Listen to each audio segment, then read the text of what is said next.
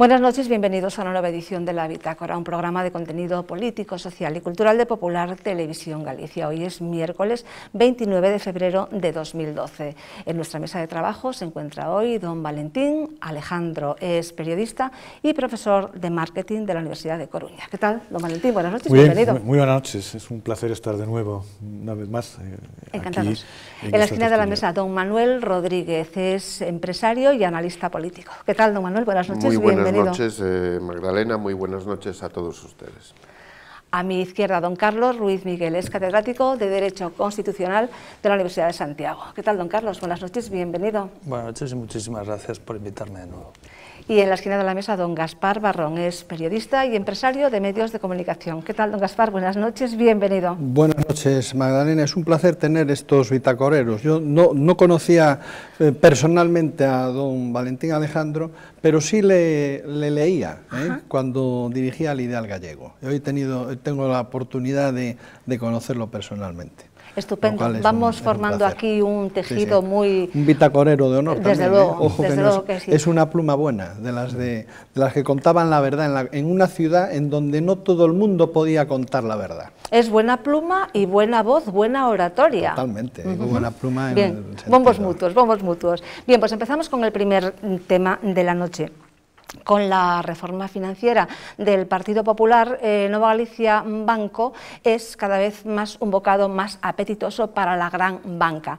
Bien, hay mucho que decir en torno a esto. Le voy a dar la palabra a don Carlos. Don Carlos, a propósito de esto, a propósito del tema cajas, que es un tema que sí que tenemos pendiente para hacer un especial, para hacer un monográfico, pero hoy vamos a dar simplemente pues una pincelada. ¿No está muy así por la labor usted? No, es que tampoco se trata de deprimir a la audiencia, ¿no? Con malas noticias y con comportamientos pues muy indecentes desde muchos lugares, ¿no? No solo de los directivos de las cajas, sino que ha habido comportamientos indecentes también de los cómplices políticos que permitieron todo eso. No, pero volviendo al problema que planteaba, sí, es un bocado apetitoso, antes lo era todavía más, antes de la fusión, precisamente por la amplia red de oficinas, ¿no? y precisamente por eso la propia fusión fue, a mi juicio, un error, porque si, como parece, hay algunos que dicen que Nova Galicia Banco va a pervivir independientemente, yo eso no lo sé, pero parece poco probable. Va a luchar por... Sí, bueno, hay que luchar, pero en estas condiciones económicas y con esta deuda, pues bueno, es una lucha muy difícil. Sí, termina siendo absorbida, comprada por otra entidad, se demostrará que ha sido un error gravísimo, ¿no? ¿Por qué? Pues porque hay muchas entidades que ansían la red que tenían las dos cajas, que ahora es menor, porque con la fusión pues todos hemos visto que se han cerrado muchísimas oficinas, se ha despedido a mucho personal. Entonces, bueno, pues sí, hay algunas cajas o antiguas cajas, se habla de la Caixa, se habla de Bankia, antigua Caja Madrid, que tienen un interés especial, se habla también del BBVA, sobre todo porque es una región, Galicia, donde estas entidades no tienen todavía una penetración muy fuerte y quieren aprovecharse pues de esta red. Pasa que como tarden en comprarlas se van a quedar ya sin los clientes. ¿Se sabe todo? ¿Se sabe todo referente a las cajas?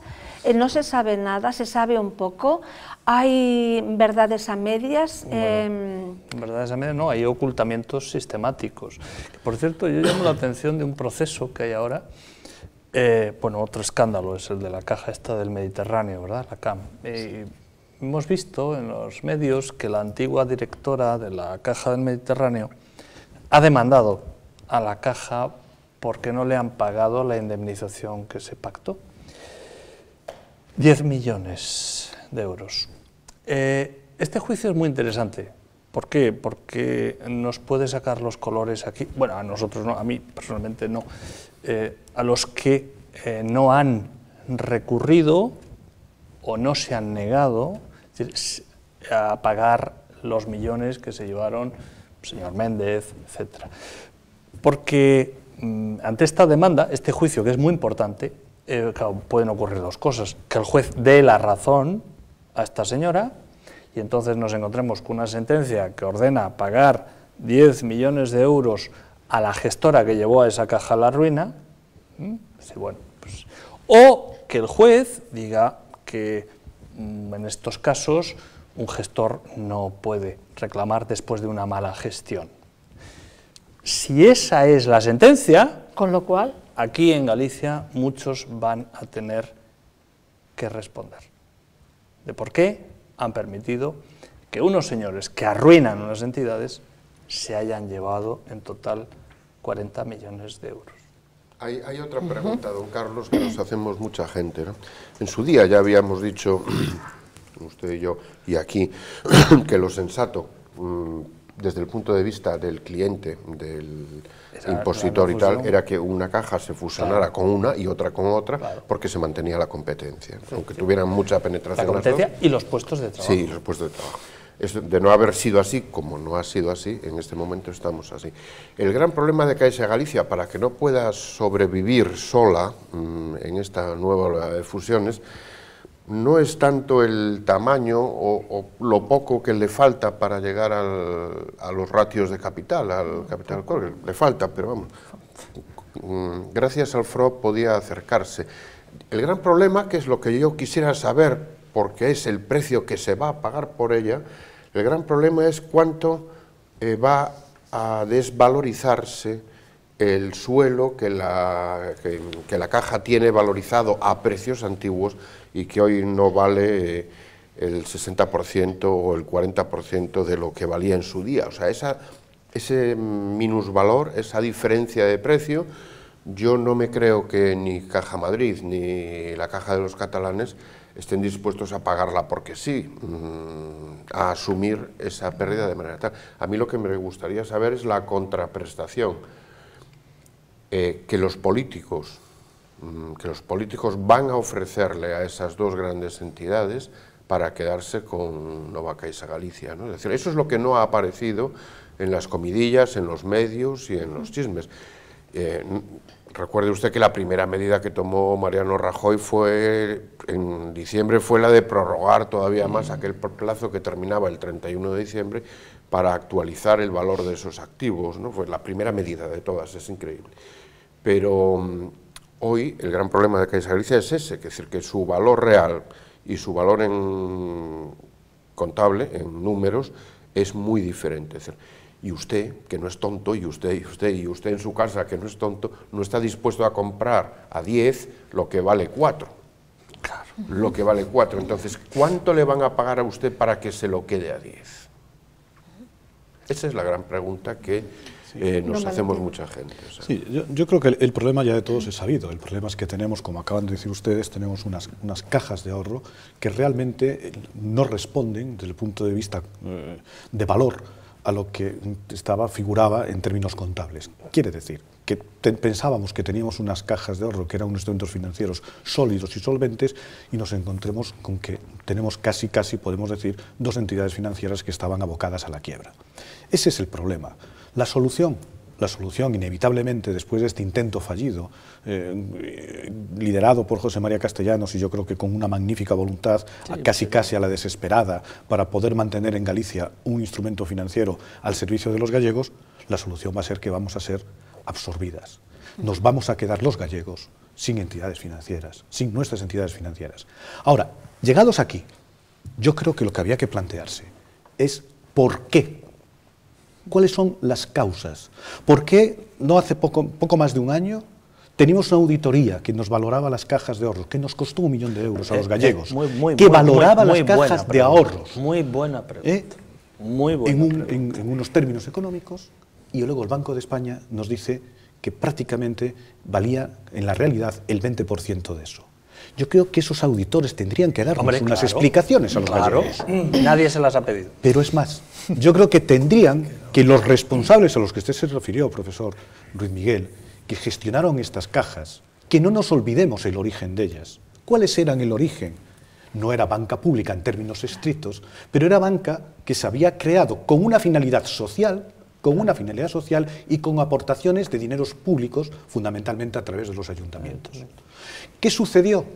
Lo que sucedió es que en los años 80 y en los años 90, los responsables de estas cajas las gestionaron ya no solo de un planteamiento bancarizado, que no era la función que tenían que cumplir, sino que además las gestionaron como si fueran fincas privadas o empresas familiares. Exacto. Y aún encima los gallegos, que nos vemos despojados de este instrumento financiero tan solvente, tan importante para nosotros, pensemos cuáles son las comunidades autónomas que están resistiendo mejor la crisis.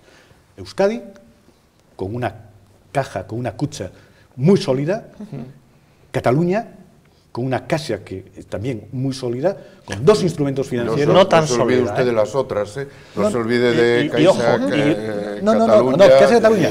Pero quiero decir que dos instrumentos. Y Unicaja en Y nosotros Málaga. aquí nos quedamos sin ello. Yo lo que digo es que los gallegos nos merecemos una explicación de estos responsables, qué es lo que ha sucedido ahí, qué es lo que ha pasado con nuestras cajas. Y la exigencia de responsabilidades en los ámbitos civiles y en los ámbitos penales. Cierto. ¿Quién tiene que dar esa explicación? ¿Quién tiene que dar explicación? Don Gaspar, ¿quién tiene que dar explicación? Decía Valentín Alejandro lo de las auditorías. Yo me voy a referir a datos concretos, olvidándome del pasado. Bueno, luego me contesta lo que le pregunté, ¿quién tendría que dar la explicación? Sí. Pues ahí voy. Bien, perfecto. Ahí voy. Sí, sí. Nos olvidamos del pasado, ya sabemos lo que ha ocurrido y nuestra situación es que hay un saneamiento del ladrillo que tiene que repercutir en los nuevos balances de este banco. Por otra parte, la explicación, los políticos, que son los que permitieron semejante desmán de las auditorías, Valentín, que sabían de sobra que se estaba, tasando mal. Claro. Y entonces, claro, tenían un poder las cajas enorme, pero es que a la hora de la verdad nos vamos a los datos y mirar, Nova Galicia Banco necesita 2.400 millones de euros, de los cuales 2.000 pertenecen al tramo del ladrillo, ¿no? O sea, investiguemos lo que hacía Caixa Galicia con el señor Méndez, invirtiendo en Levante, en Valencia y demás. Eso es un desastre. Bueno, de todas formas, ahora tú sabes que vas a la Caixa o a la Nova Caixa Galicia. Yo el otro día entraba y no sabía si entraba en el Corte Inglés o en una inmobiliaria, porque me encuentro una vajilla a un lado y le vendemos su piso enfrente, ¿no? Entonces, perdón, me equivoqué, no, es que no, es Nova Caixa. Sí, perfecto. Esto se ha desvirtuado. Y se ha desvirtuado y la respuesta, Magdalena, es nuestros políticos. Mira, yo estoy convencido de que Feijóo apostó por esta unión. Será una losa, en el final de la apertura de campaña. ¿Qué ocurre? El pueblo gallego, pues en el fondo, pues es un error, no se enteran, porque todavía llegan a la ventanilla, ingresan, quitan y no les da, no les afecta, creen que no les afecta al bolsillo, aunque en realidad les afecta, ¿no? ¿Se sabe de todo? No se sabe nada. No se sabe absolutamente nada, porque, vamos, no se sabe nada, porque por no saber no se sabía ni lo que percibían de indemnizaciones, no se sabía absolutamente nada. Yo hice un editorial en una ocasión, El Cowboy de Medianoche, que era cómo mandar una caja al carajo, y finalizaba diciendo José Luis Méndez. Después hubo una guerra entre Caixa Galicia, con Méndez al frente, capitaneada por un periódico local, y la otra guerra capitaneada por el otro periódico local, y lo único que criticaban a Galloso, que no lo conozco ni tengo interés, es que era muy mayor. Que era muy mayor y que había empezado de conserje, me pegó. Eso es una vergüenza. Alfonso Escámez también, por cierto. Y fenomenal, hombre. Claro. Pero antes se empezaba así a hacer carrera en las cajas, se empezaba de botones, parece que era la política, ¿no? Perdone, Magdalena, excepto, se empezaba de botones, excepto si se era el hijo, ¿verdad?, de un director general de una Caixa, que entraba entonces director general de una corporación industrial. Efectivamente, sí. ¿Qué es lo que pasó en Coruña? ¿Qué es lo que pasó en Coruña con Caixa Galicia? Por eso yo cuando hablaba de empresas familiares, y necesitamos explicaciones, que se nos den explicaciones, es porque Caixa Galicia se terminó convirtiendo en una empresa familiar. Claro. Totalmente. Bien, pues lo dejamos aquí. Podríamos ya seguir la hora entera con esto, porque efectivamente hay tema para monográfico, pero sí lo vamos a hacer. Sí, esto es el dato de hoy, efectivamente. Modis rebaja Nova Caixa Banco, lo denomina bono, lo rebaja bono basura. Está dicho todo. Y Modi se equivoca. Pero cuando ya hay este atrevimiento, lo rebajan desde el BA3, creo que era, al BA1. Sí, pero no olvidemos que esto, y por lo tanto, tiene una importante incidencia sobre algo que, sobre todo, estamos viviendo, yo creo que de manera directa o indirecta, todos los que estamos aquí tenemos contacto con esa realidad, esa lamentable realidad, que como consecuencia de que esto es un bono basura, como consecuencia de que este intento se va a quedar en nada, va a ser absorbido, se va a bancarizar, todos aquellos que tienen depositados sus ahorros y sus esperanzas de futuro en la vejez, en las participaciones preferentes, se van a ver sometidos en una grandísima,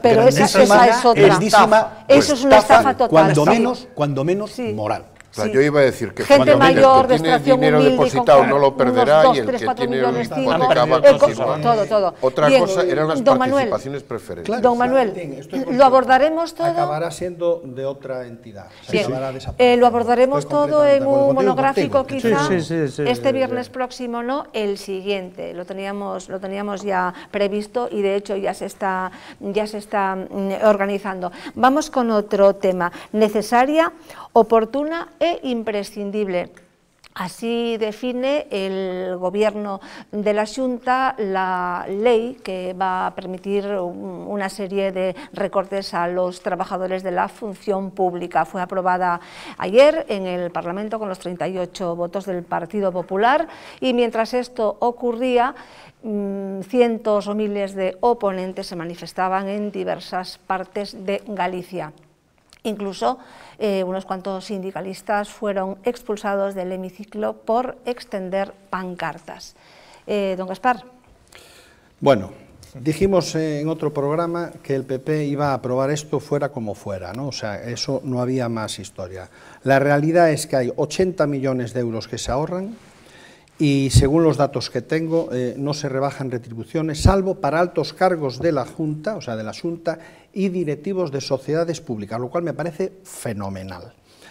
Los objetivos están en mantener, digamos, pues el salario de los empleos públicos, porque claro, es que hay una realidad. O sea, aquí hay que gastar menos, y gastar menos supone reducir en algo. Entonces, creo que en este sentido la política que lleva Alberto Núñez Feijóo es francamente buena. La consejera pues hace lo que tiene que hacer, y yo creo que es necesaria la reducción del gasto en lugar de mantener la presión fiscal. Entonces, en principio, para mí, esta primera apuesta de la Junta, que ya había dicho que lo iba a hacer y, como vemos, lo ha hecho. Bueno, después, claro, si analizamos las frases de cada uno, el BNG, Alfredo Suárez Canal. Yo recuerdo en el Parlamento de Galicia, a Suárez Canal, cuando estaba en el bipartito, te juro, yo iba con la Nikon y es que me dormía. O sea, es que te quedabas dormido, ¿no?, oyéndolo en su oratoria, ¿no? Y claro, apunté aquí: es un auténtico fraude fiscal. El fraude eres tú, amigo, que no sabes de lo que hablas, y lo mismo te ponían. Creo que cuando estaba en la Junta, estaba de medio rural. Sí, medio rural. Yo tengo una foto de él con una vaca al lado, que te lo juro por Dios, que es la foto del siglo. Si la llegamos la vaca se dormía. ¿Cómo? La vaca, es que ahí está, la vaca estaba atontada, el otro estaba dando un discurso y la vaca estaba que se caía. Vamos al meollo, es decir, ¿por qué le duele a los sindicatos que esta ley, que, como dice usted, básicamente solo recorta salarios muy altos o salarios de políticos, ¿por qué les duele a los sindicatos? Es decir, digámoslo a la gente, es decir, porque en esta ley está incluida la compensación salarial que se hace, bueno, a funcionarios o estatutarios cuando cogen una baja, es decir, que hoy la Administración estaba poniendo un complemento hasta el 100% durante el tiempo que estaban de baja. Entonces, ¿qué ocurre? Que al no poner este 100%, y ni siquiera en todos los casos, como en la Comunidad de Madrid, en la Comunidad de Madrid es para todo el mundo, aquí solo para los casos más sangrantes y durante un tiempo, porque no lo pierden del todo, ¿no? Es decir, ¿cómo vamos a perder ese dinero? Pero sobre todo, en las reducciones de jornada al personal que está contratado temporal o por sustituciones, por periodos cortos mientras usted está de baja, una persona contratada en su sitio, ¿no? Suplencias. Bien. Ese tipo de personas es el que los sindicatos están defendiendo ahora, aunque nos cuesten los 80 millones de euros, porque ese tipo de personas era el caladero de poder de los sindicatos. Esas personas que estaban en la administración por la puerta menos grande de entrada en la administración y que ellos no quieren que pierdan ningún tipo de beneficio. Sí, pero además esta ley es temporal, ¿no? No es, 2 años, no es para siempre, es temporal. Vamos a oír a Elena Muñoz, conselleira de Facenda. A necesidade de practicar axustes derivados da situación económica actual provoca, polo tanto, que a Xunta teña que adoptar medidas de aforro que non incidan negativamente sobre a prestación dos servicios básicos, debendo as tomar con rapidez e anticipándose á perda de ingresos da nosa comunidade. As medidas propostas afectan a situacións que non son sostibles en momentos actuais se queremos manter o nivel retributivo do persoal da Xunta. É, polo tanto, unha lei necesaria, oportuna e imprescindible.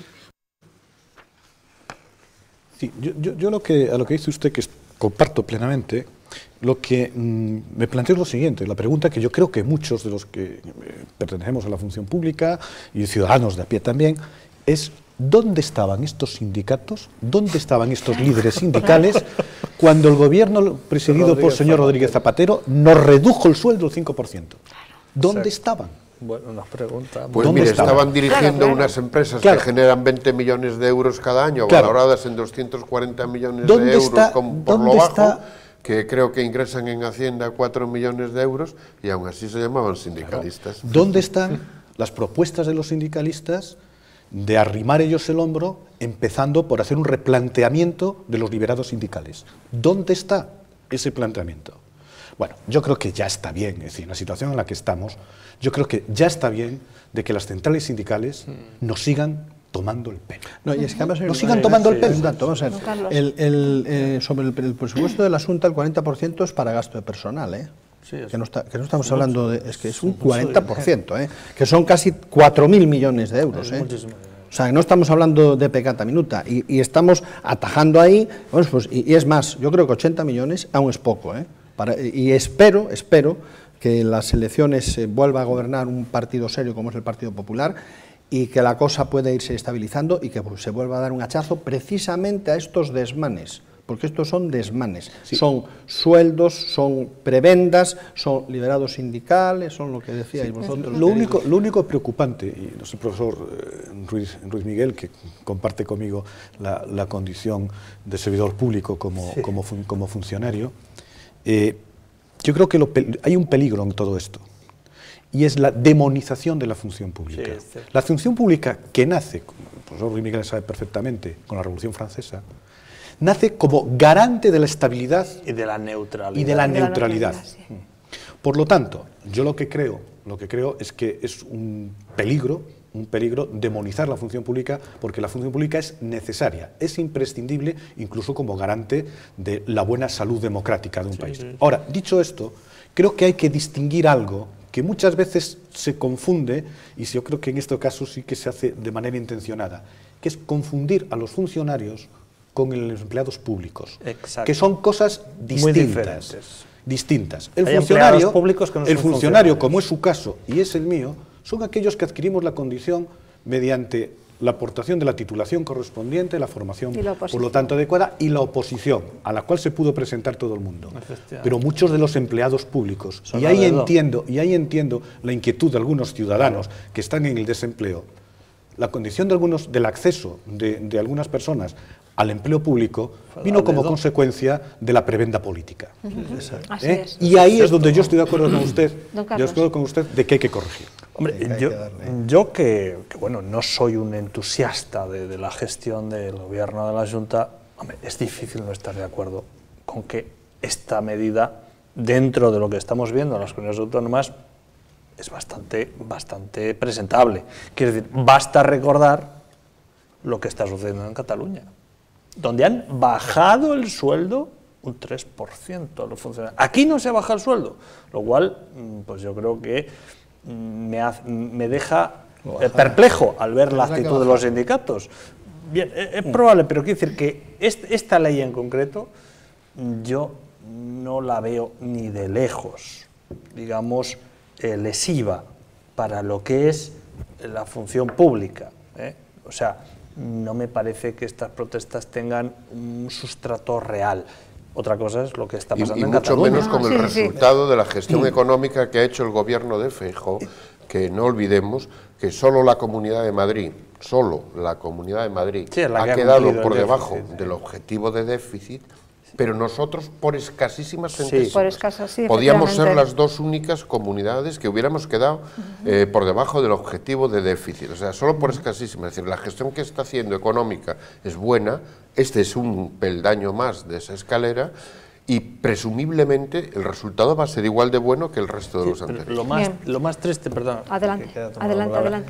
es que siendo esta dentro de las comunidades autónomas, y solo hay que, repito, solo hay que comparar esto con lo que está pasando en Cataluña, siendo esta una ley bastante mejor que la de otras comunidades autónomas, la tragedia de la situación actual es que no va a ser suficiente.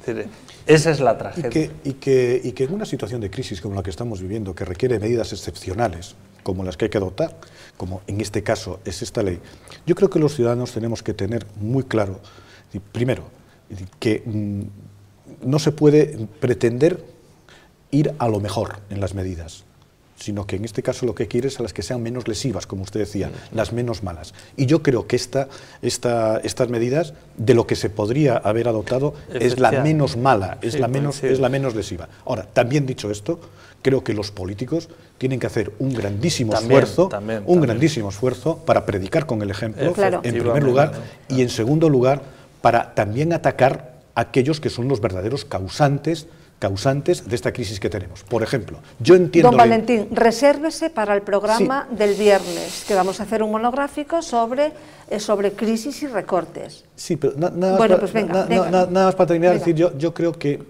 yo entiendo la indignación y entiendo el malestar, es decir, de muchos ciudadanos, lo comprendo, sobre todo cuando asisten impávidos a la oleada, porque es una oleada que es como casi un tsunami de corrupción que tenemos en este país, protagonizado casi en exclusiva por la clase política, y después, además de eso, todo lo que es estas indemnizaciones absolutamente obscenas y retribuciones que llevan a aquellos directivos de las entidades financieras que son los auténticos causantes de esta crisis. Venga, pues resérvese, no para el viernes, pero sí para el siguiente tema, no, para el siguiente. Bien, pues los presupuestos del Gobierno serán austeros, ajustados y realistas. Esto dijo la vicepresidenta del Gobierno, Soraya Sáez de Santamaría. También nos habló en la misma comparecencia de un plan integral de gestión inmobiliaria, porque el Gobierno se gasta más de 100 millones al año en alquileres cuando tiene más de 50.000 edificios públicos. Oímos a la señora Santamaría. Haya patrimonio sin utilizar, solo en el centro de Madrid, en el interior de la M30, por valor de 500 millones de euros. Si hemos sido capaces de admitir y de hacer ese esfuerzo en 13 ministerios, que no podrá hacerse en el conjunto de las 2.381 empresas públicas, 613 fundaciones y 1.029 consorcios que existen entre todas las administraciones públicas? Son muchos, son ineficientes y algunos de ellos son excesivamente caros. Realmente no deja de resultar de determinada manera gracioso, como nos lo dice. Yo digo, óigame, lo han constatado, pues venga, pero adelante, empiecen ya, ¿no? Pero vamos a ver, por ejemplo, esto ya es hora también de que alguien denuncie esto. El Ministerio de Asuntos Exteriores... Pero a ponerse ya a ello. El Ministerio de Asuntos Exteriores, que hasta hace poco ha dirigido doña Trinidad Jiménez, esta que nos hizo gastar 300 millones de euros para vacunas de una pandemia inexistente, pagaba 60 millones de euros anuales. Tenemos 400 edificios en el exterior. Resulta que el Ministerio de Asuntos Exteriores estaba en dependencias alquiladas, porque la dependencia anterior tenía luminosis o algo así, pero bueno, si resulta que hay locales propiedad del Estado, ¿por qué había que alquilar? Y entonces sería muy bueno tirar del hilo. Pero ¿y a quién se le alquila? Pero mire, claro, profesor Rivera, yo ayer... bueno, a cada uno, a ver los propietarios para... A ver si luego resulta que son donantes. Porque esto no es así, tiene dos hilos. todo tiene su porqué, ¿no? Pero mire, Don Carlos, tiene dos hilos. ¿Usted que sabe tirar. algo? ¿Tiene algún dato? ¿A quién se le No, alquila? no Digo que hay que tirar de Hay que hilo. tirar Tiene del dos hilo. hilos para tirar. ¿A quién se le alquilan y por qué hay 55.400 en el exterior, 55.000 locales públicos sin uso? Pero mire, o bueno, sin uso para la administración. Claro. Sí. Miren ustedes, yo ayer escuchando a la vicepresidenta no podía por menos que pensar en algo muy cercano a nosotros, que es la ciudad de la cultura. Y cuando yo escuchaba a la vicepresidenta, que compartía con ella lo que estaba diciendo y el criterio que estaba aplicando de austeridad en esto, decía yo, bueno, y es que nosotros aquí, ¿cuánto dinero nos podríamos ahorrar si habilitásemos, aunque fuese provisionalmente, la ciudad de la cultura para dependencias administrativas? Claro. Por ejemplo, para acoger a la Consejería de Cultura y demás dependencias que tiene la Consejería de Cultura en edificios que están alquilados. Y utilizásemos los que ellos liberaran para poder ocuparlos y de que la Xunta dejase de pagar alquileres. Como por ejemplo en el caso de La Coruña, donde se está pagando, y don Gaspar conoce perfectamente, en la zona de Mato Grande, pues un edificio entero que está alquilado para dependencias administrativas. Ahora, yo concuerdo también con usted, que si tiramos del hilo, ¿verdad?, pues a lo mejor a quién se le está pagando el alquiler. ¿Quiénes son los Pero bueno, es que ustedes saben algo, que nos lo cuentan, ¿no? La vicepresidenta dijo dos cosas, una lo de los locales y otra la de las empresas, consorcios y chesmes públicos. Sí. Esos datos sí, los tengo. Bien. Adelante. 2.381 empresas públicas. 613 fundaciones y 1.029 consorcios. Bien, voy a ponerle es que no hay ejemplo, para más. Voy a ponerle un ejemplo para que veamos lo que nos cuesta eso a los ciudadanos. Un solo ejemplo, por mucho que nos duela. El antiguo INEM, que hoy está transferido a las comunidades autónomas, las oficinas del desempleo, el antiguo INEM tiene 7.500 más o menos oficinas por toda España, repartidas entre las diversas autonomías. 7.500 oficinas, 7.500 alquileres, que se gastan, entre ellos y sus funcionarios, 8.500 largos millones de euros. ¿En alquileres? No, el costo. El costo de mantenimiento. Sí, el costo de mantenimiento de las 7.000 oficinas del INEM. 8.500 millones de euros. Con eso solo consiguen contratar el 3% de los contratos que se generan, ¿no? Es decir, no es que haya muchas, mira, es que además son ineficaces. Datos del Banco de España, 60.000 millones es la deuda que contraían estas entidades. 60.000 millones, dato del Banco de España, de ayer. Recabado ayer porque... Y muchas no crean que hacer un valor añadido. Después, en absoluto. Otro dato, lo tengo todo apuntado porque la memoria a mí me falla, pero es así. Los directivos de las empresas públicas han estado cobrando 250.000 euros al año. Quiero decirte... ¿Y todo esto qué supone? Pues que con tal de que se recorte hablamos de un 20%. Bueno, y a veces nos estupendo. olvidamos otra cosa más. Muy bien, Magdalena, sí. Nos olvidamos otra cosa más. La cantidad de organismos consultivos que no valen absolutamente para nada. A eso iba. ¿Estamos de acuerdo con los recortes? Sí. ¿Tenemos que apretarnos el cinturón? Sí. ¿Es hora de protestar en la calle con pancartas? No. Efectivamente hay que arrimar el hombro. Ahora bien, todo esto que se dice en esta mesa, yo creo que el Gobierno, es un consejo para el Gobierno, es una recomendación, tiene que aplicárselo y tiene que efectivamente cortar precisamente de ahí, que no sé por qué no son más eficaces y no lo hacen con un poquito más de prisa. Don Carlos, hombre, los órganos consultivos, a ver, vamos a que seguramente están viendo este programa, aquí y en Madrid, ¿de dónde hay que recortar? Pues por ejemplo, los defensores del pueblo, los órganos consultivos. Clarito. Yo acabo de leer, no sé si ha sido hoy o ayer, al presidente de Cantabria que decía, no tenemos un duro, les decía a los profesores. Y yo decía, hombre, no tiene usted un duro, pero sigue manteniendo su defensor del pueblo, su Consejo Económico y Social, su Consejo de cual... Oiga, que es que no son necesarios. Vamos a ver, yo quiero poner un ejemplo. Para la autonomía, por ejemplo. En Galicia, en los primeros años, había autonomía y no había Consejo Consultivo, por ejemplo. ¿Quién hacía eso? El Consejo de Estado. Es un dinero que nos ahorramos y que ya se gasta con el Estado. Defensores del pueblo. se puede suprimir. La sentencia del Tribunal Constitucional sobre el Estatuto Catalán lo dice claramente, que los defensores autonómicos no tienen competencias que no puedan ser ejercidas por el defensor del Consejo de Contas. Consejo de Contas. Entonces, Consejo Económico y Social. Vamos a ver, ¿por qué? Porque evidentemente va a haber que hacer más recortes. Va a haber que hacer más recortes. Entonces, bueno, vamos a plantearnos qué es necesario. Pero hablemos ya del Estado, no solo de las autonomías, para que no se diga. Del Estado, sí. En el Estado hay también un Consejo Económico y Social. ¿Alguien realmente aquí en esta mesa me puede decir qué hace el Consejo Económico y Social de España? Sí, dígame, porque tengo un interés enorme en conocerlo. Cobrar favores... vale, entonces ya queda claro. El Consejo Consultivo, analicemos quiénes son los que integran el Consejo Consultivo. Los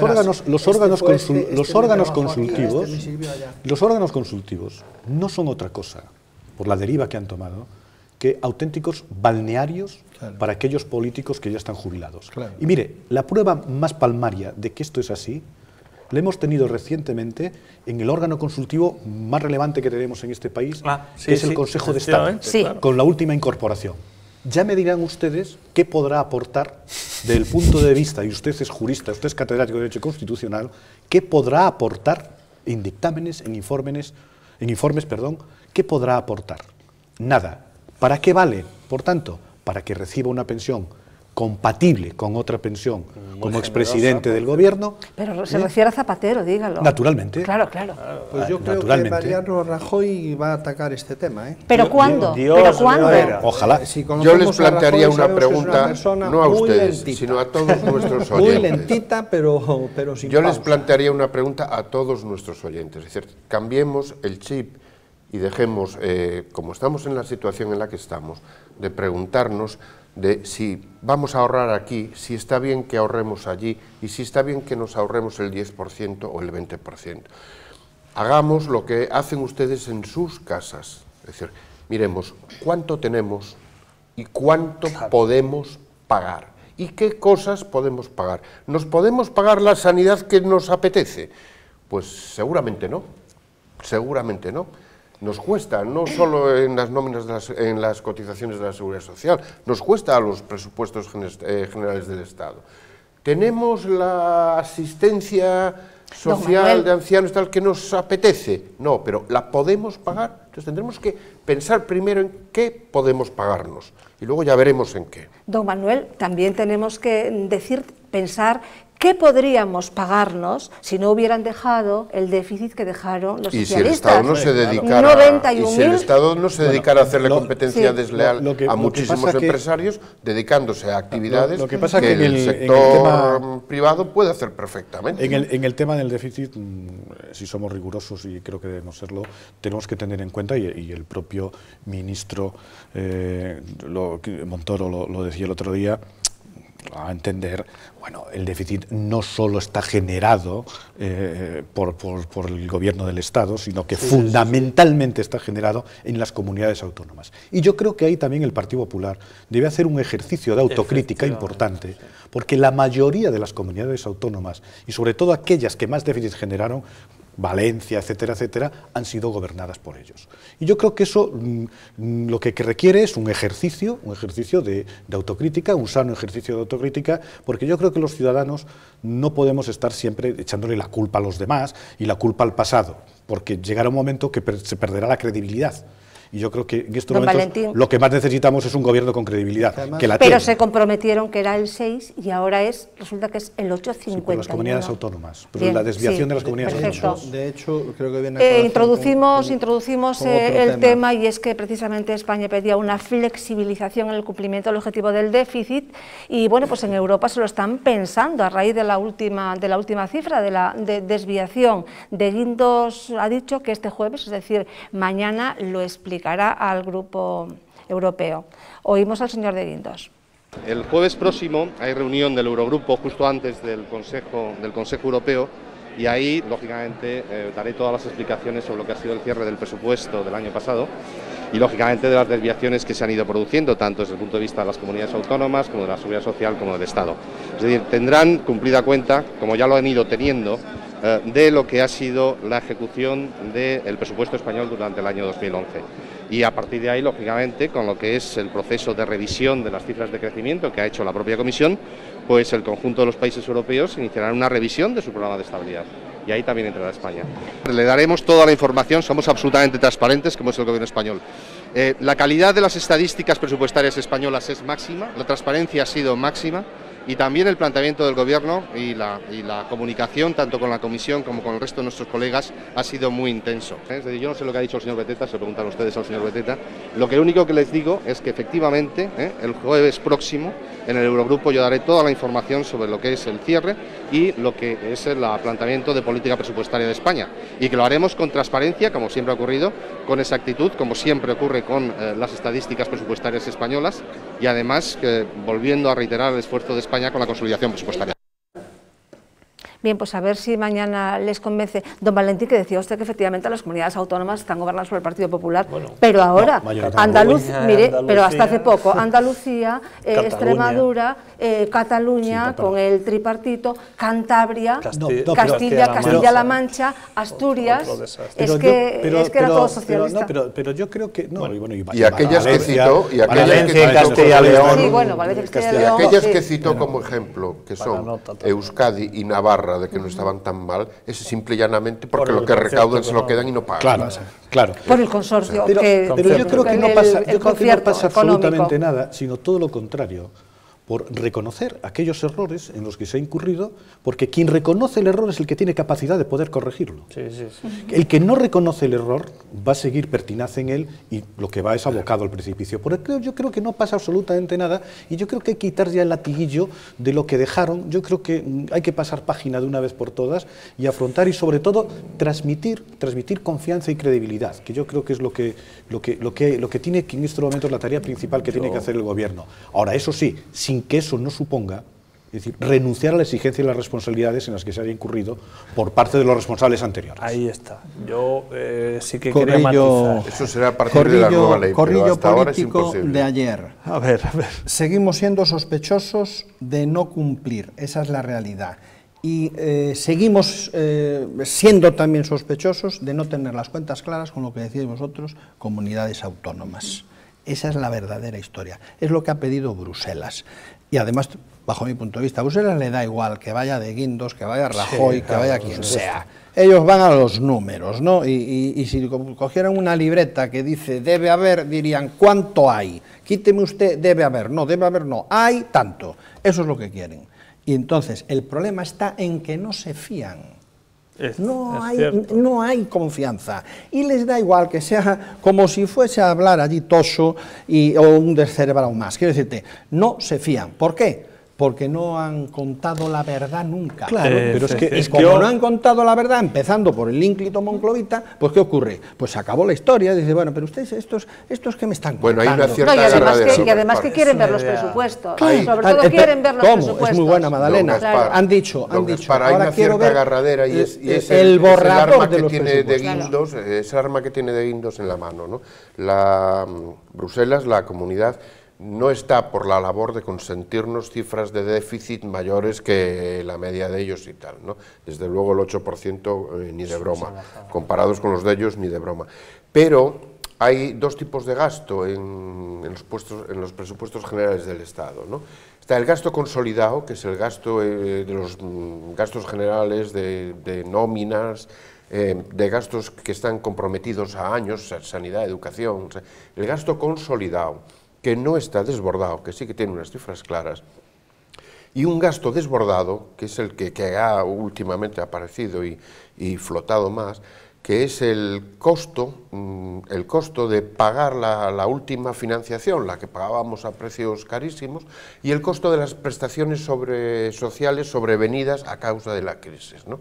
Entonces, diferenciar estos dos conceptos, estas dos cuentas, la del gasto consolidado del Estado, donde podríamos cumplir los criterios de déficit, condonándonos una pequeña serie de años, igualar ese otro costo sobrevenido de la crisis, es decir, el dinero invertido en prestaciones sociales a parados, esto y tal, y el mayor dinero invertido en la cuenta de la deuda, si nos diferencia esas dos cuentas Europa y nos deja cumplir una y un pequeño margen para cumplir la otra, el señor Guindos saldrá triunfador de Bruselas. Y no es nada descabellado, mirar las cosas como son, exactamente igual que como usted decía del otro lado, es decir, no están las cuentas todas igual de mal por el mismo razón. Te voy a dar otro dato de allí, además con una persona al cual puedo citar el nombre, es un alemán, Hans Clotti.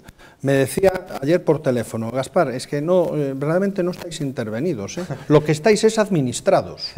Y no tiene ninguna duda de que me lo estaba diciendo de corazón. Lo que se sabe aquí, intervenidos no, pero estáis administrados en este momento. Supervisados. O sea, aquí cualquier cosa, y lo que dices tú, Manuel, pues puede ser. No, aquí se han dicho unas cosas que yo creo que son importantes y una de ellas es que no nos creen. Y la pregunta que tenemos que hacer es, bueno, ¿y qué tenemos que hacer para que nos crean? Y yo sí que creo que hay algo que se puede hacer y no veo que se quiera hacer. No porque no se pueda, sino porque no se quiere, que es empezar a activar procesos de exigencia de responsabilidad de los malos administradores públicos. Es decir, el déficit desbocado, efectivamente, lo ha explicado perfectamente don Manuel, tiene una estructura donde no todas las partidas son iguales, pero hay una serie de gastos que son demenciales. Que son demenciales, que son innecesarios, que son perfectamente prescindibles. ¿Quiénes son los responsables de esos gastos que son demenciales? Ojo, pero no inocentes, porque todos esos gastos siempre tienen un beneficiario, amigo de... Entonces, hasta que no empecemos a exigir responsabilidades contables o penales a los gestores, no nos van a tomar en serio. Ayer no Soraya dejó caer que eso se podía empezar a es que plantear. yo creo que en Europa se lo están pidiendo. Pero eso muy lentamente se haría en todos casos. Sí, bueno, como las cosas de Mariano. Eso no saldrá a tiempo. Como las cosas de Mariano, no apliquemos el modelo islandés, no tendremos autoridad moral, digo, desde el ámbito político, para exigirle al ciudadano más sacrificios. Claro. Lo primero que hay que hacer es cargarse de moral. Y como decía el clásico, las palabras convencen, pero el ejemplo arrastra. Y eso es lo que hay que hacer, cargarse de autoridad moral. ¿Y cómo uno se carga de autoridad moral? Pues lo que están ustedes apuntando, que haya una legislación que exija responsabilidades por la vía civil y penal a aquellos administradores que desempeñaron sus funciones de manera negligente. De manera negligente. Cuando los ciudadanos veamos que todos estos administradores, empezando por las entidades financieras, las cajas de ahorro, tienen que ponerse ante un juez para explicarse, y a lo mejor resulta que son inocentes, pero para dar las explicaciones, porque se les exigen responsabilidades ante un juez, a partir de ahí es cuando se le podrá decir a los ciudadanos, y ahora hay que sacar esto adelante y nos toca apretarnos el cinturón. Mientras tanto, lo único que va a producir esto es un estado de indignación, de tensión, de desesperación y conflicto. Antes el profesor Carlos, yo creo que eso no se va a hacer, por lo menos ahora. Bien, Cantabria. ¿Sabéis cómo calificó Ignacio Griego? Dice, es que esto es una miseria. Esto es una miseria. Dice, claro, es una miseria. No. Yo tengo mis dudas de que al final acaben pasando por el juzgado o por un tribunal de interrogatorio. Vamos a olvidarnos del juzgado, porque eso... pero tengo mis dudas que eso pase. Lo que me preocupa es que en Bruselas preguntan muchas veces, pero eso de las comunidades, esas CCAA, ¿qué son? Claro. Porque había CCO y decían, no, CCA no, es lo mismo, no, CCA son comunidades autónomas. Y os doy mi palabra, que a más de uno tuve que explicarle, y las banderas, y no sé qué, y no acababan de entenderlo. Y de ahí vino que se hizo una investigación, que esto no se publicó, Valentín, porque hubo unas paradas en el sobre en el que no toquéis este tema. Bueno, pero sí queremos comunidades autónomas, aunque haya que reestructurarlas, correcto, ¿no? qué rico. Pues igual no Sí, podemos bien. pagárnoslas. No, pero sí, tienen que volver. pero a ver, si son solventes, sí. A ver, bueno, si son solventes, a mí me da igual. Bien, Claro, vamos sí. Pero vayamos al origen de las comunidades autónomas.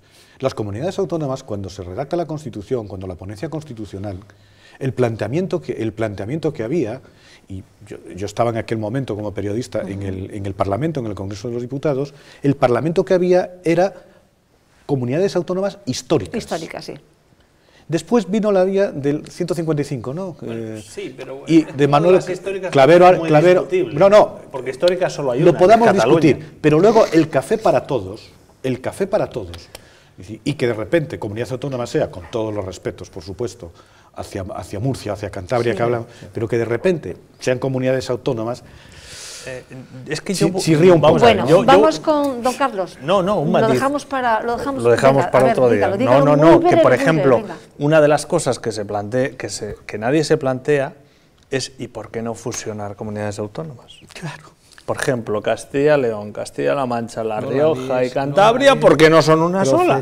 ¿Y Galicia con qué? No la líes, que ¿Galicia ya quieren fusionar Ferrol con Narón, ya empiezan con esa historia, deja que empiece, a ver, bueno, sería Empecemos fenomenal. por ayuntamientos y luego ¿no? continuaremos con las comunidades autónomas, ¿no? Tú da ideas. Hablaremos de esto en programas sucesivos. Vamos con otro tema. ¿Qué les parece a ustedes el que los parados que no estén haciendo cursos de formación tengan que realizar obras sociales? Bueno, yo lo que creo es, y por lo que dicen los psicólogos... Esto es para evitar la economía sumergida, que trabajen en otro sitio y demás. Pero yo creo que además del tema de evitar la economía sumergida, yo creo que hay una realidad. Cuando una persona está en el desempleo y lleva un tiempo, es un parado ya de larga duración, los psicólogos todos coinciden en decir que se produce un proceso de pérdida de la autoestima, de deterioro incluso en la relación familiar, personal. Yo creo que el trabajo dignifica, y es verdad, yo creo en eso. Yo personalmente creo que el trabajo dignifica a la persona y sobre todo la hace sentirse útil socialmente. Yo creo que estos desempleados de larga duración, que se les dé la oportunidad... No, se refieren a los de corta duración, que es a los que están cobrando prestaciones de desempleo. Sí, pero yo me refiero que en términos generales a los parados, que se les dé la oportunidad de poder de desempeñar algún tipo de función, de sentirse útiles, de volver a recuperar su autoestima, me parece fenomenal. Y luego con los de corta duración, yo lo que creo que hay que tratar de evitar es la picaresca que en estos momentos existe, que todos somos conocedores de ella, y que por lo tanto yo creo que una persona que está percibiendo una retribución de las arcas del Estado, tendrá que, si se le pide el Estado, le pide que desempeñe una función para hacerse acreedor de ella, tendrá que hacerlo. Pero yo estoy totalmente de acuerdo con esto. A ver qué función. Claro. Porque a mí me pueden pedir que vaya a tratar a un anciano y es que no podría porque no sé. Sí. Claro. Es decirte, es que ahí viene un poco... otra cosa es que me diga, bueno, ¿y usted qué sabe hacer? Pues yo soy, yo qué sé, barrendero, pues a usted a barrer. Y entonces, si no lo hago... Sin que eso... Pero imagínese que lo pongan en la cocina. Vamos a ver estas imágenes. A mí sí me ponen en la cocina. Empleo inicia los trámites para que los parados realicen tareas sociales. Así se lo ha planteado Fátima Báñez a las comunidades autónomas. Se hará mediante la firma de convenios con el Gobierno central para aquellos parados que no estén recibiendo cursos de formación. Báñez ha insistido en que esta medida no supondrá la eliminación de puestos de trabajo y que para nada es peligrosa, como asegura la oposición socialista. La reforma, lo que no le puedo asegurar es una reforma peligrosa, porque mire, peligrosa ha sido, con todos mis respetos, la herencia que ha recibido este Gobierno, el Gobierno de la Nación. Una herencia que hoy hemos conocido que tiene un déficit del 8,51, 2,51 puntos por ciento por encima del déficit que se dijo. Una herencia que ha dejado 5.270.000 parados. Una herencia en la de cada 2 jóvenes, uno actualmente no tiene oportunidades. Y una herencia en la cual hay 1.500.000 familias que a fecha de hoy no tienen ningún ingreso. Eso sí que me parece a mí peligroso. Trabajo ha insistido en que no es algo nuevo y que irán viendo cómo encarrilar esta medida en cada comunidad autónoma. Evidentemente, cómo se encarrilará y cómo será esto será lo que iremos desarrollando con las comunidades autónomas paulatinamente para encajar perfectamente las actuaciones y las funciones que se deben hacer. Tampoco es algo nuevo en nuestro país, ni va a ser algo nuevo en nuestro país. Se hace en muchísimos países de Europa y, evidentemente, yo no creo que sea un efecto de sustitución. Creo que es un efecto en la situación que estamos de sumar. Por todo ello, ha pedido a las comunidades que sumen sus esfuerzos, sinergias y políticas junto con el Estado, con el fin de acabar con el desempleo como objetivo prioritario. Bien, en definitiva, los parados lo que quieren es un puesto de trabajo. ¿Cómo lo ve usted? A mí me parece fantástico, me parece una idea muy buena y por muchos motivos. Don Valentín ha dado una explicación de tipo personal, psicológico, que es totalmente convincente. Dignidad, es decir, una persona que está sin trabajar, sin hacer nada, ya, aunque esté cobrando, termina destruyéndose a sí mismo, perdiendo su autoestima, como muy bien decía.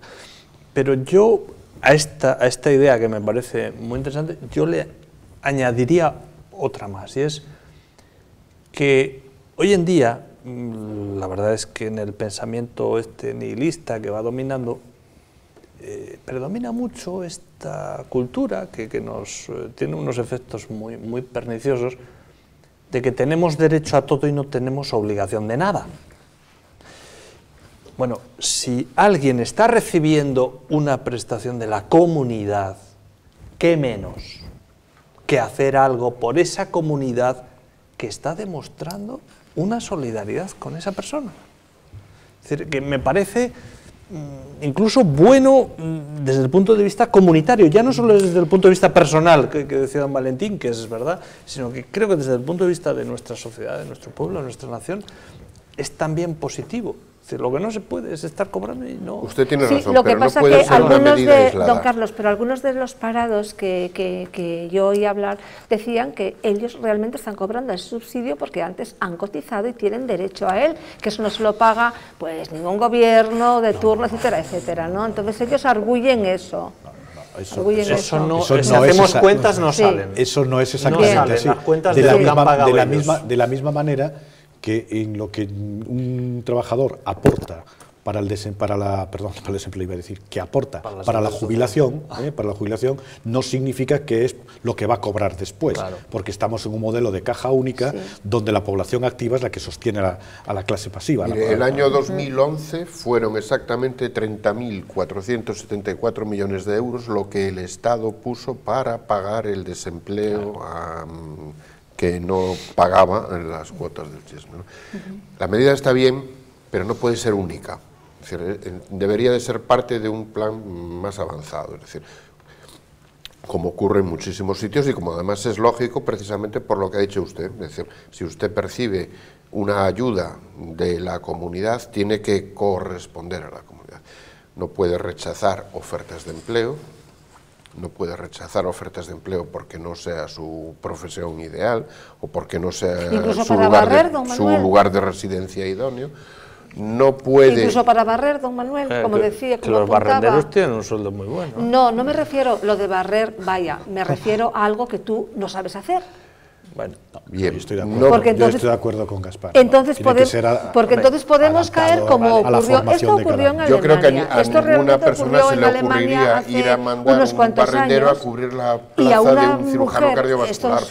Esto fue noticia en todo el mundo porque a una mujer la contrataban para una especie de bar de estos raros, o de alterne o de copas, y ella, porque ese señor quería, esta persona la fue a buscar pues al INEM de ellos, al INEM alemán. Ella dijo que no, y mire, es un trabajo otro cualquiera, yo lo voy a asegurar, tal, y bueno, esto suscitó una gran controversia. Yo me acuerdo, esto fue hace pues un montonazo de años. Ese no es un trabajo normal. Sí. Pero para el señor sí, para el señor lo contrataba como camarera. Para el señor sí. Mira, claro. La sacaba del paro y la aseguraba y todo eso. Madalena, y para él era el próximo programa voy a traer el reloj de arena que le tenemos en el KV de medianoche a don Manuel. No sabes, porque si no Vale, corazón. Le tienen reloj Le de tengo arena, un reloj ¿no? de arena, Sí. porque es que si no, podemos dejarle el micro, irnos a tomar un café a la cafetería, volver, y Manolo sigue desarrollando el tema. Esto no es broma, ¿eh? Además, ¿Es cierto o como no es dice cierto? cosas tan interesantes las como dice que no con te atreves No, a no, cortarle. y la Silvana, y la no te atreves, Silvana. no te atreves a Él cortarle y mi hermano porque... Pablo, dos, o sea, los dejas, bueno, los dos te hacen 24 horas de radio para Guinness, ¿no?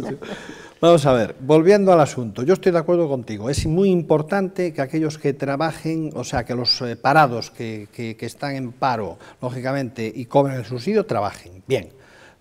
Pero me pregunto lo siguiente, tenemos que contar la edad, porque no es lo mismo que se lo digas a uno de 20 años, que efectivamente tienen esa necesidad de trabajar en lo que le gusta, o incluso en lo que no le gusta, porque tiene actividad, a uno de 50, que dice, joder, llevo trabajado toda la vida, ahora cómo, o sea, que ya están esperando, están contando el tiempo para llegar incluso desde el paro hasta la jubilación. Entonces eso es mucho más complicado, independientemente de lo que decíamos, y que creo que está clarísimo, sí, que es qué es lo que tengo que hacer. Y por otra parte, perfecto, leyes, todo, ahora, decirme cuántos conocéis en el paro que estén cobrando el paro y que no intenten aguantarlo hasta el final para los 3 últimos meses buscar empleo. Yo ninguno. Ninguno, ¿eh? Una última intervención por aquí, antes de irnos. No, yo sí estoy de acuerdo con Manuel en que hay que buscar unas medidas que sean armonizadoras, que tengan sentido y que realmente den respuesta al problema que se plantea ahí.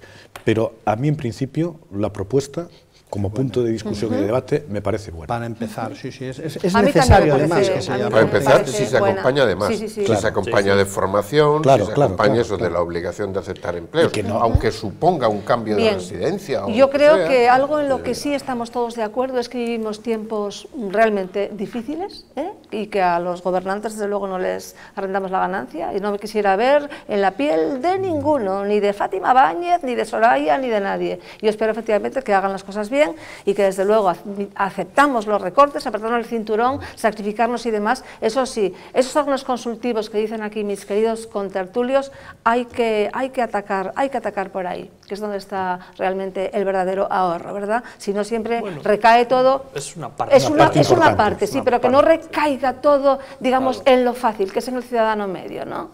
Claro. En esto hay que ser mucho más imaginativo, y yo creo que hay que empezar a pensar en abandonar la R de reducción y de reajuste, y más en la R de repensar, de reformular, de reinventar. Y yo creo que eso es la función que realmente tienen que hacer los políticos, que por cierto, un matiz importante, están ahí voluntariamente, nadie los obliga. Claro que nadie sí. le pone Don Valentín, muchísimas gracias por haber venido. Un placer, ha sido. Don Manuel, muy buenas noches. Muchísimas gracias. Buenas noches. Sin reloj de arena, de momento. Don Carlos, fue un placer, como siempre. El placer. Don Gaspar. El reloj te lo traeré en la próxima, y me alegro de estar con dos muchísimas auténticos gracias. Bitacoreros. Gracias a ustedes por acompañarnos un día más. Nos despedimos hasta el viernes, que estaremos nuevamente con ustedes a eso de las 10:30 de la noche. Que sean felices.